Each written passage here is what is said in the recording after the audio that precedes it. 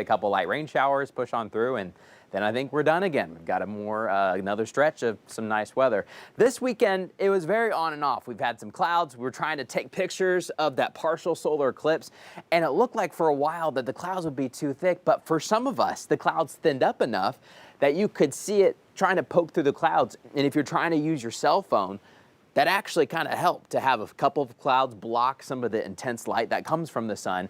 So you're able to just take a picture and you could see the crescent. If it was just a completely sunny day, sometimes it's hard for a phone to try to take a picture like that. I saw a lot of folks got the solar glasses out. It was pretty cool.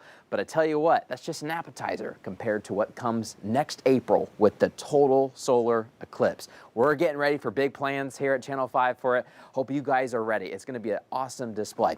But weather-wise, like Alexander said, this week's pretty easy. We've got some fronts headed our way. This warm front's lifting through across the central U.S. That's going to help bring back a south wind the next couple of days. We're going to try to boost back into some mid and sometimes even upper 70s, depending on where you live. But then this front knocks us down again, just a little bit by Wednesday night and Thursday morning.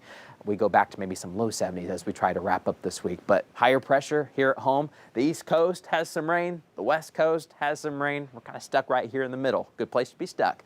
We've got some mostly sunny skies expected. Now, Northwest Arkansas will fall to the 50s tonight. We still have a north wind tonight. Those south winds don't come until tomorrow. So until then, it's chilly. We'll be in the 40s by 9 o'clock in Northwest Arkansas. In the River Valley, not too far behind, by 10 or 11 o'clock, we'll also be in the 40s. And it's going to be pretty chilly waking up tomorrow morning. A mix of 30s and 40s all across 5 country. But especially if you live in some low-lying areas, no matter where you are, you could have some frost. We've had several folks send us pictures of frost in their cars, but we're kind of more concerned about some of the frost that could be on your plants, maybe your grass. If you are worried about some of your plants being a little too sensitive for some frost that could come tomorrow morning, maybe a good idea to cover them. Maybe a good idea to bring them in, just depending on how you have them all set up. But I would expect even more cars to have some frost tomorrow morning. So if you have a tight schedule, you try to wake up as late as possible to head out the door and go on about your day, you may want to add an extra 3 or 4 minutes to scrape a little bit of the ice that could be on your windshield. Frost, especially Northwest Arkansas,